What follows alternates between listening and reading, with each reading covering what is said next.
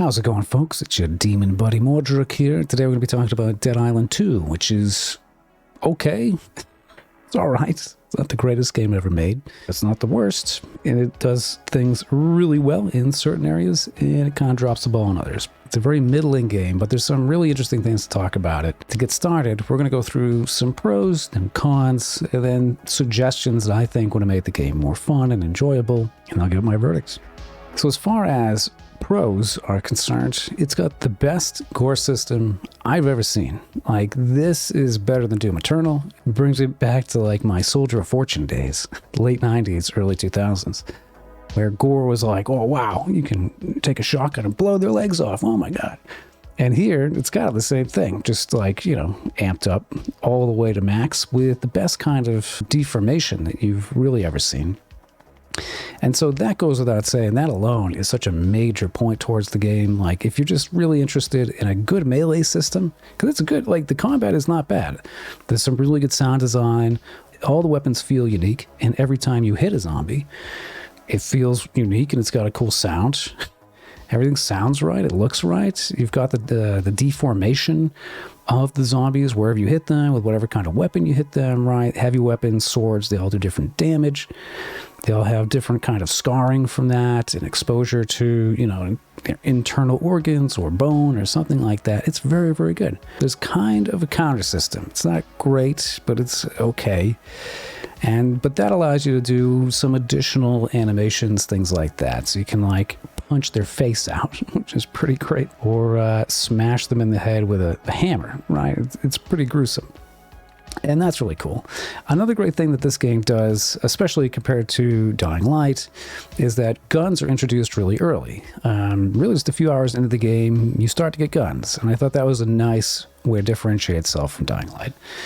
Because as far as I can remember, they're very rare, or the ammo is rare, and you like never really use guns. I can't even remember Dying Light 2. I just remember I wasn't a huge fan of it. But that's cool. I like that.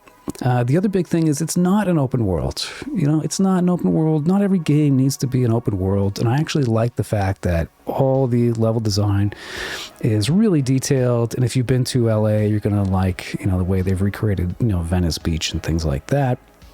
It's really cool. I think it's great. I like having a smaller, more defined experience because I'm so sick of open world games at this point.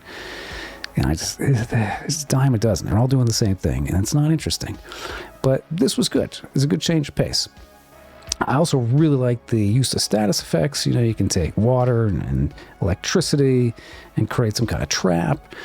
Or, you know, my favorite was the caustic acid. And if you can, you know, get a zombie to crit with the caustic acid, their flesh starts melting off. And it is just such a cool effect. It's one of the coolest effects I've ever seen in any game like this. It's definitely peak. Like, it's very, very good.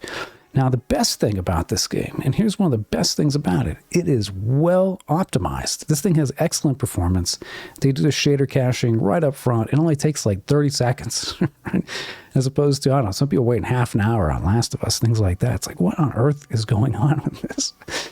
You know, and again, that's better. Like, you have a defined experience. You don't have to like try to calculate everything, all these permutations that are just never going to happen. Like, what is going on?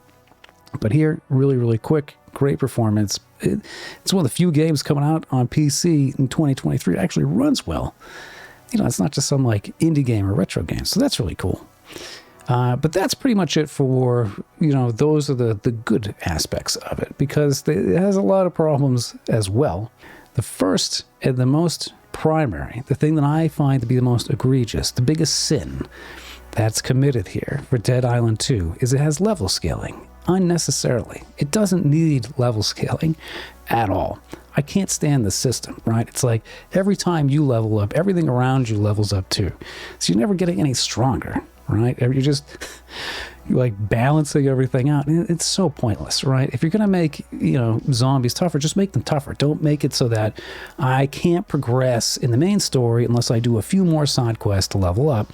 Because in this game, if anything is even one level above you, your weapons are useless. You will not do any damage. So they're forcing you to, you know, do some additional content in order to progress. And that's kind of lame. That's artificial difficulty, and it's totally unnecessary. It's just not fun. So do away with that. Let's get rid of level scaling. Please, whoever is listening, developers, if anybody ever does, don't implement it. Stop implementing it. Right? It's not a fun system, and it's really just wasting your time to do it anyway. Beyond that, what I noticed is this game is a pretty slow start. Like, it does take a while before you get into this groove and you really understand all the systems and everything. And I just don't think that really does it any service. It's too delayed. Whereas, if they had given you the block ability right from the start, which for me, it took like 4 or 5 hours before I got the block ability, which was really weird. I didn't like dashing. I thought that was kind of odd. The timing was weird for that, but blocking was better. And it would have been cooler if they just give you more crafting to begin with, right? Like, a lot of the crafting stuff that gets interesting happens hours and hours into it. You got to invest a lot of time before it really takes off. And when it does, it's good. There's a point at which this game becomes really, really fun. But I know that people who aren't willing to put the time in to get there aren't going to enjoy it. And as ridiculous as this game is, they should just lean into that, right? Just go all in on being over the top. The other aspect here is that it's very repetitive. And this is somewhat of an interesting point, because I don't know how you could take anything from this game and really improve upon it. I feel like zombie games as a genre is a dead horse, right? Like, we've really run out of ideas. The well is run dry.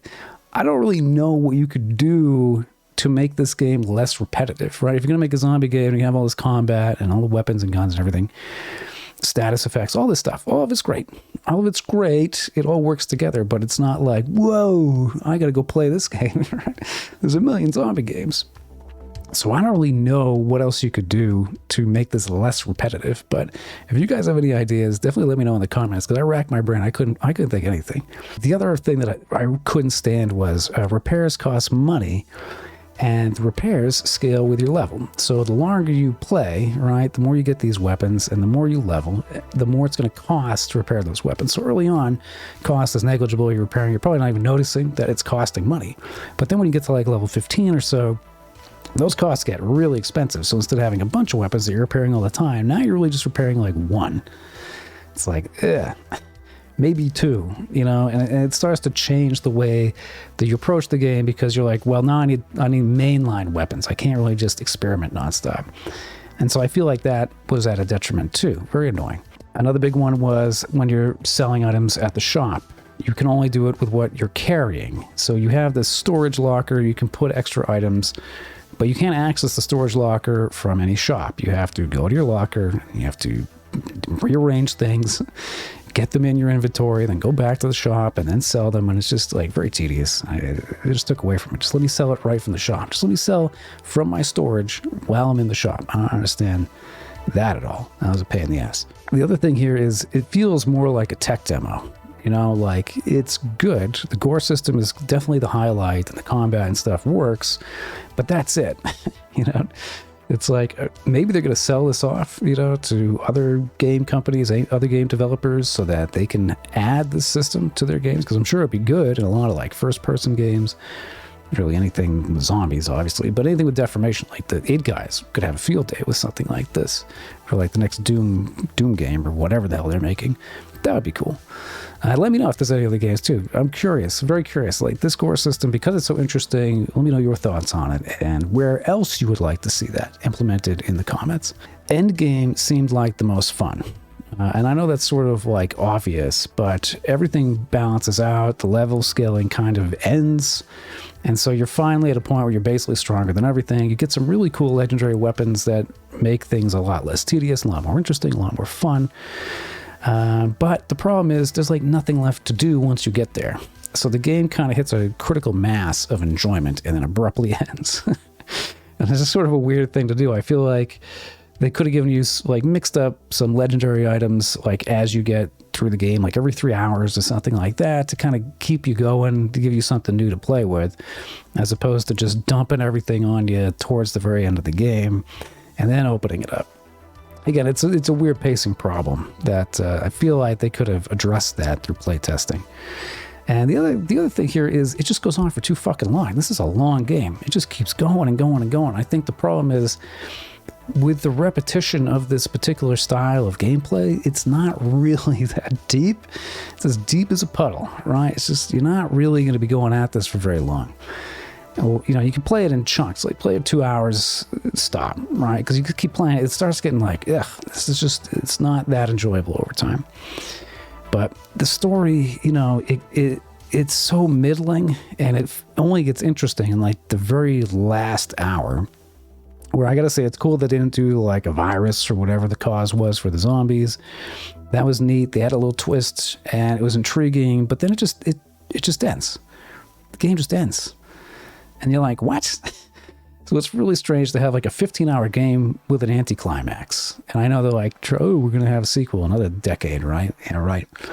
But that was weird, like from a narrative standpoint. Just why did you, it just, I feel like I'm wasting my time, you know? No conclusion. All right, for suggestions, we've got, you know, obviously my big thing, get rid of level scaling. We don't need level scaling. We don't need that at all. Just throw that in the trash. Right? Like, it'd be so much better if they just, you know, just have certain zombies be tougher than others. That is literally the only difference with the level scaling. And you don't need to worry about like, oh, the cost of repairing items is going up and all these things like that. Just get that out of here. You know, make it easier. Make it easier. Like, give an intensity, right? Give the player as many tools as possible to make this game as fun as possible. Don't limit shit. Don't gate things, right? Don't create artificial difficulties. Like, this game should just be over the top. You know, just go all out, go balls out, right? What are you doing? Like, you kind of went almost there and then pulled back. So it's like, meh. See if you can do something else. Another interesting thing is like counters. You know, they tried to add a counter mechanic, but it doesn't feel good. You really just, you can stun a zombie if you dodge or block at the right time, which, you know, they're trying to do like the Soul style thing, I guess. It's very awkward, like how they're attacking you and trying to get the animation right, but eventually you figure it out. The problem is, it doesn't really counter them automatically. You have to then go up to them and you got to do, you know, the button event, whatever the fuck it is. You got to press another button and it's like, just streamline it, right? Just, I countered, I blocked, or whatever it is, auto counter, right? Auto counter. That's a little bit more like, it adds a little bit more action to it. I don't think I need to like, oh, take a break. Let me run back up to the zombie and then do something to him, right? Like, I just blocked him. Just auto, like counter, to me, counter is an automatic thing, right? They attack, you counter. It's not they attack, you stun, and then you counter. There doesn't need to be another step involved. The other thing is, I wish you could craft ammo or repair items on the fly. I feel like that was kind of muddled, like always having to find a bench, not knowing where they all are. I know they show up on the little bar at the top or whatever, but it's just annoying. I would have liked to do that. You know, you can still keep workbenches. Maybe workbenches are just for crafting new items or, you know, adding perks to items and things like that. While you're out, right, you got scrap. Why the hell can't you repair anything? Also, why does repairing anything cost money? Who am I paying to repair my item? I am literally the only one at the workbench, and it's costing me like thousands of dollars. I don't understand that. It makes no sense. It makes no sense. Just let me use all this scrap. I'm going around, I'm looting everything, right? That's what I should be repairing with. But I mean, for anybody else who's played the game, what do you think? Do you have any other suggestions on things that they could have improved upon? I tried to come up with as many as possible here, but you know, that's all I got. And lastly, we get to the verdict. So how is this game? Well, I'm going to rate this one two different ways because there's certain things about it that I feel like over time will be more worthwhile. Because it's such a fun, old school arcade style shooter, you know, it reminds me of House of the Dead from when I was a kid, hanging out at the arcade. You know, it's just over the top, relentless gore and action. You know, it's great. If you're a horror fan or anything like that, I mean, this is kind of a no-brainer. And I thought it was more fun. I did think it was more fun than Dying Light 2. I really did. Because that's all it is. It's just like very simple. Not every game needs to be super complex. And I feel like they were going in a direction here that was pretty good, except for all those other pitfalls. So to me, it's a solid game if you can get on sale for $40 or less. You know, it really does seem geared towards co-op. So, you know, if you're playing with a buddy, that should alleviate some of the tedium and the pacing. Because, you know, I streamed it just through single player, and it was very, like, ugh, man, felt like it was taking way too long. It took over 15 hours to get through the game. But I imagine co-op is probably half that. You probably just steamroll right through it, and that might be more enjoyable. But that's where we're at. If you can get this on sale for 40 bucks, play it with a friend or something, this is probably an 8 out of 10. But as it currently stands, for like $60 or more, and because of the tedium and the pacing and all the other things that I mentioned that I found to be grievances, especially level scaling, I'm just going to say it's a 6 out of 10. 6 out of 10 at the current price, 8 out of 10 when it's on sale. That's it. I do think you should play it. I think it's interesting, but again, it's more of a tech demo, in my opinion. You know, like, it's really just showing off how the system works. Hopefully we do see it in other games down the line, but, you know, that's all you're getting out of this. That's really all there is. Like I said, as deep as a puddle. So let me know what you thought of Dead Island 2. Let me know how you thought it compared to Dying Light 2. Again, both those games came out over the past decade and kind of similar in a lot of ways, but different in others. And I found I enjoyed this one a little bit more better than Dying Light. Dying Light 2, that is. Dying Light 1 is still very good. And hopefully you enjoyed this nonsense. I'm trying to experiment and do a few more things. And I'm sure some of you like it, some of you will hate it. That's how it goes. Anyway, if you did get this far and you like what I'm doing, you know, you can click the buttons. You can join now and become a practitioner, right? Join my legion and support me as I make more insane crap. But yeah, that's about it. You know, I'll link the live streams if you want to check that out. Just skip around. There's a playlist for all that. And I will be picking up that new Warhammer 40K bolt gun. That'll be the next thing that I'm streaming. So, all right, cool. Hey, thank you guys for swinging by. Thank you for watching. See you in the next one. Bye-bye.